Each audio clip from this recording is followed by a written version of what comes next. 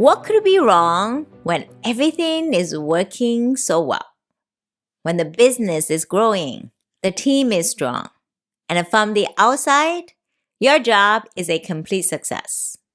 But inside, something starts to feel different. Not wrong, just different. Welcome to the Knowing Moments. I'm your host, Joy Chick. And if you're new here, please subscribe and follow us.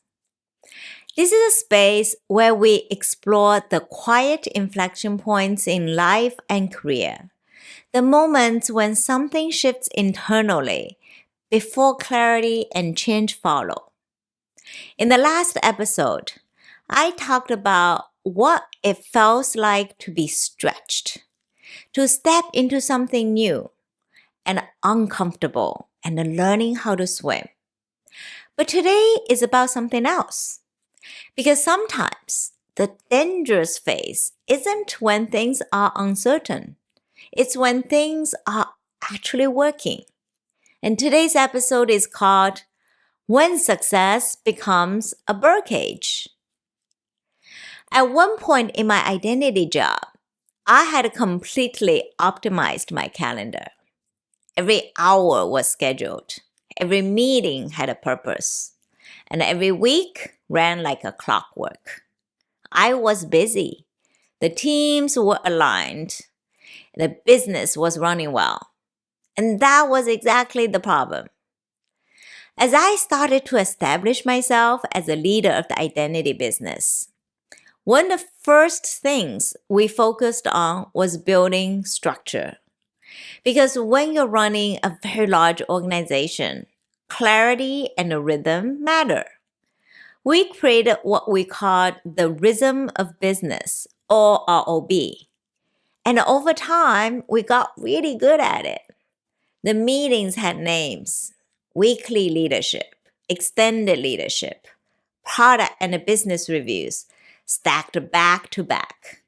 Everyone knew exactly where to be and exactly what to expect. My team would sometimes push back. Joy, this is a lot of meetings. And they weren't wrong, but at the time, it felt necessary. I wanted real-time discussion, debate, alignment, and I didn't want things to linger. And slowly, the meetings got better. The discussions got sharper, and the orgs ran more smoothly. But the calendar just kept filling up. One of my favorite memories back then was what happened at the end of each day. My office was in one building, and my reports were in another. And almost every evening, after I finished my meetings and emails, I would walk over to their building. I'd often find the three of them in their shared office. And as 5 or 6 p.m. hit, we could feel it. Energy was dropping, our focus fading, and the caffeine craving really kicking in. So we would gather around the small espresso machine, waiting through that loud humming cycles a few times. But it wasn't really about the coffee. It was really a moment for us to pause, to reset, to exchange quick thought. It's just a small ritual in the middle of very long days. And for a few minutes, there are no slides, no agenda, no pressure. And I often ask, how was your day? And the conversation would just flow from that. Technical, organizational, and sometimes just life. Those moments mattered. That's where we really built trust. And that's where we became a team. And maybe that's why I didn't question the rest of it. Because during the day, our calendars were always full. Meetings after meetings and decisions after decisions. Over time, this all became routine. Busy? Yes. Effective? I think so. But looking back now, I wish I had paused and asked a different question. Not, is this working? Because it was, but is this still the best use of our time? Because sometimes what starts as structure quietly turns into inertia. And sometimes success isn't progress anymore. It's just a perfectly organized schedule. And you don't even question it. There wasn't much space left for curiosity. For me, every workday started early, really early. I would wake up at 5, work out for 2 hours, and that time belonged to me. The house was quiet, still dark out most of the time, and I wouldn't go online. No email, no notifications, just silence. I wouldn't even turn on music. That was the one part of my day that I really protected, very intentionally.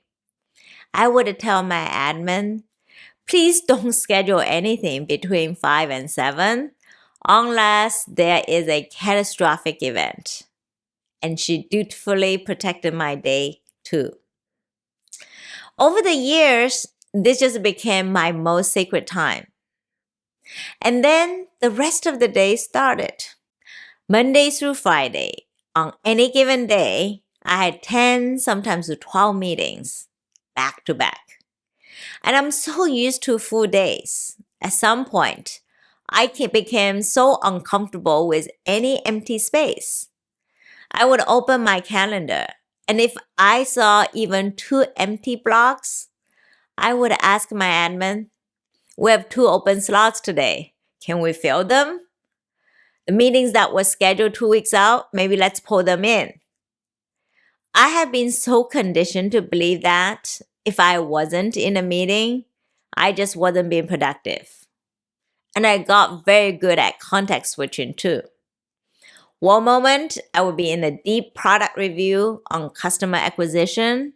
The next, infrastructure resilience technical deep dive.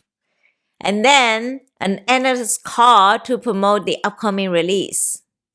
5, 6, even more transitions in a single day. In the early days, that was overwhelming. And I remember moments where I just wanted to pause everything. And even I had that thought, what if I just didn't show up one day? What would that happen? Of course, I never did.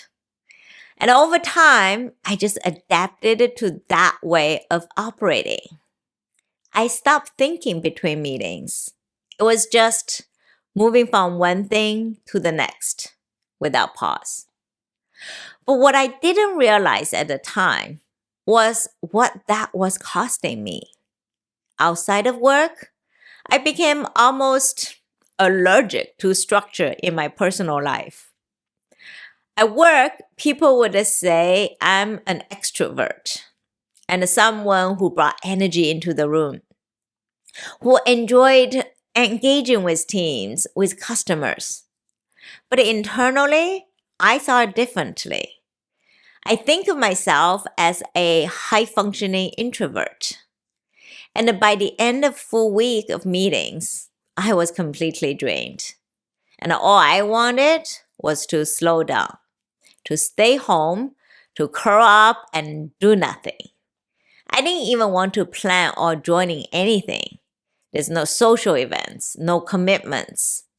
And I started calling the weekends the anti-meeting days, when nothing was scheduled, nothing was expected. So weekends became recovery for me. Often when Friday came around, I would fall asleep on the couch, like by 7 p.m. Watching a movie, that became a joke. The movie would start, and then I would tell myself, okay, this time I'm going to stay awake.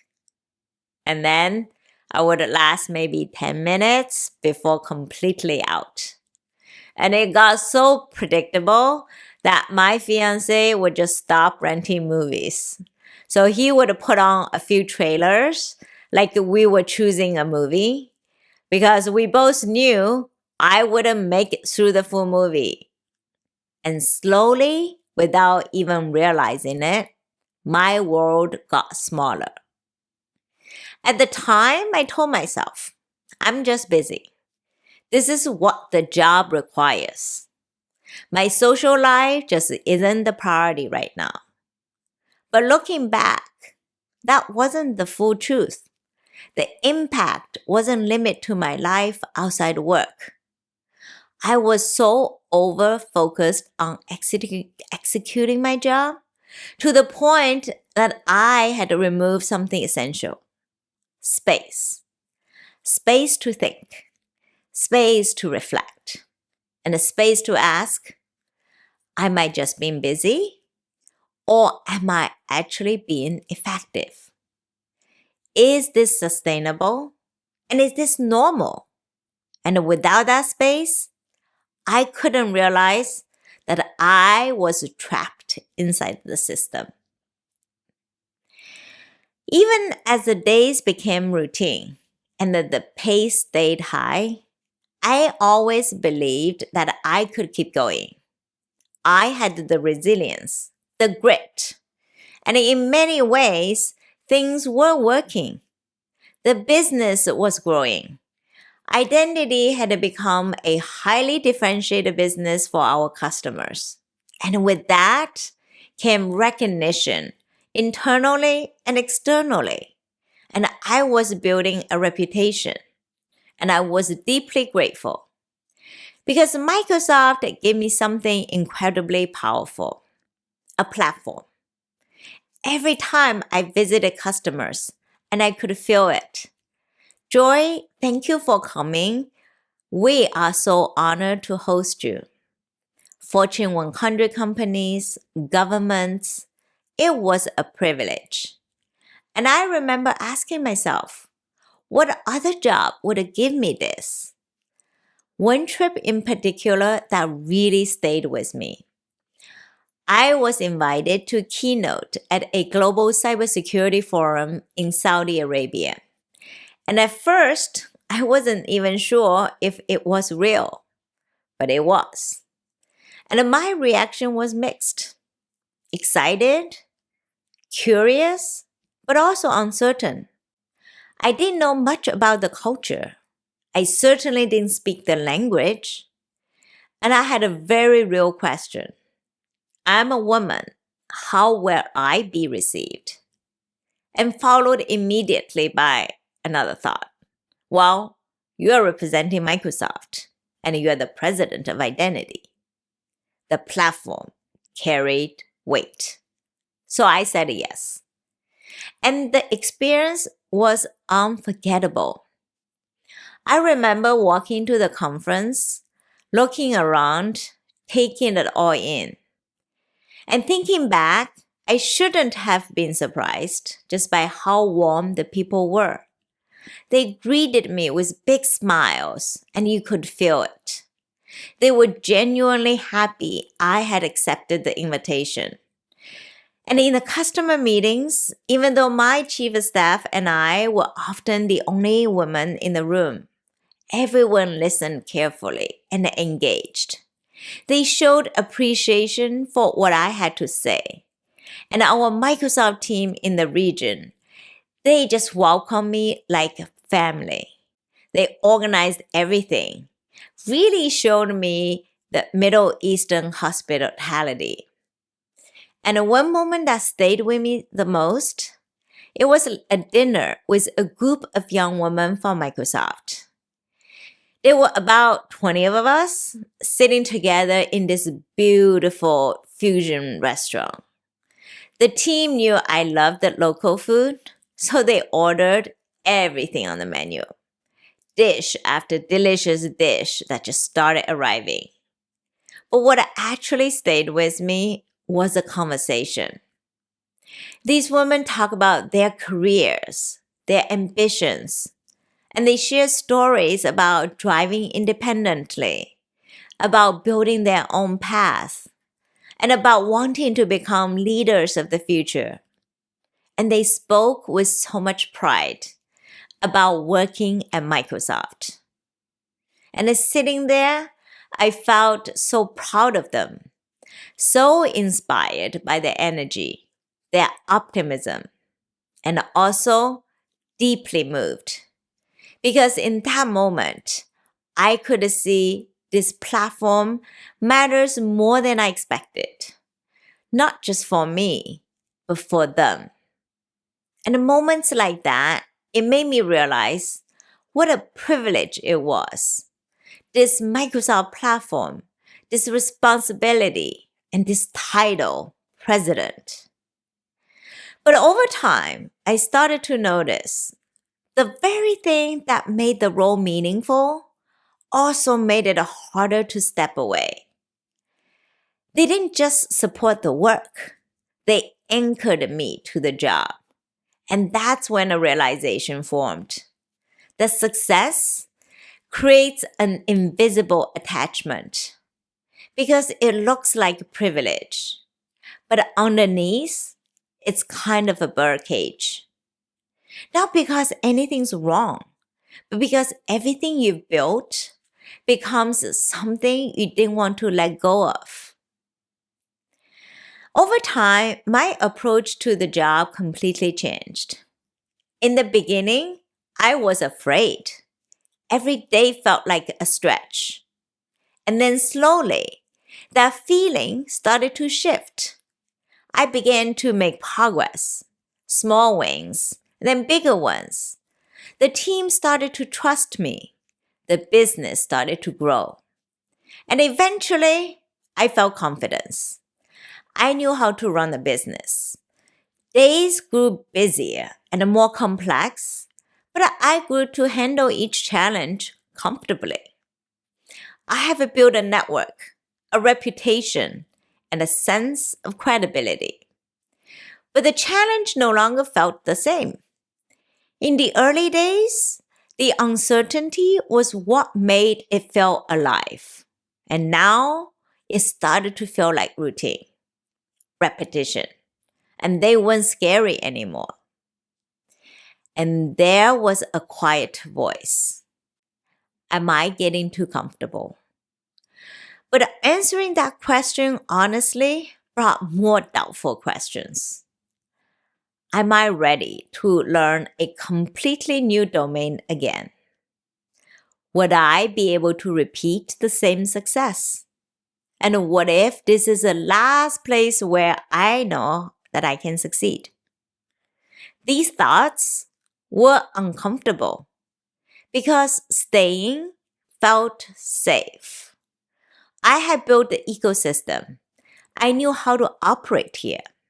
And starting over would mean rebuild everything from scratch. And I remember wiping away all the questions by thinking, I have a really good situation here. And why would I walk away from that? So most of the time, I suppressed the whole line of thoughts. And until that moment came during my sabbatical, when I finally had the space to hear that voice clearly. Looking back on that period, a few realizations stayed with me. Lesson number 1, busyness replaces reflection. As things start to work, the pace picks up, more decisions, more responsibilities, and without realizing it, you spend less time stepping back, less time asking, is this still the right direction for me? And am I still growing? Because when everything's moving, it's easy to just keep going. Lesson number 2, growth becomes harder to feel over time. In the beginning, growth is obvious. You feel the stretch. You feel the discomfort. You feel the progress. But over time, that fear fades, the uncertainty fades, and growth becomes incremental. So incremental that it can start to feel like you've plateaued. And lesson number 3, curiosity requires energy. When you are learning something new, curiosity comes naturally. But as the role grows, so does the demand on your time and attention. And curiosity begins to compete with everything else. The meetings, the decisions, the responsibilities. And the curiosity fades to the background. And you become less present, less open, and more focused on execution than exploration. And lesson number 4, success creates a different kind of fear. Not the fear of failing, but the fear of losing what you've already built. Because once you've succeeded in one place, there's a quiet doubt underneath. What if I can't do it again somewhere else? And that fear can keep you where you want to go.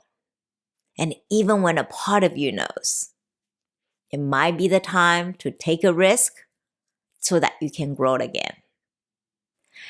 If things are working in your life, but something feels different, pay attention. That quiet voice is often the beginning of change. Not because something's wrong, but because something is ready to evolve. And sometimes growth doesn't come from breaking something. It comes from walking away, even when it's working. And when you know, you know. This is the Knowing Moments. I'm Joy Chick. Thank you for being here. If this episode resonates with you, please subscribe, rate, and review the Knowing Moments wherever you get your podcasts. And sign up for updates at theknowingmoments.com/email. And if someone came to mind while listening, please share this podcast with them. We are the Knowing Moments on YouTube, Instagram, Facebook, and LinkedIn. And send your feedback and suggestions for future episodes to joy@theknowingmoments.com as we continue this journey together.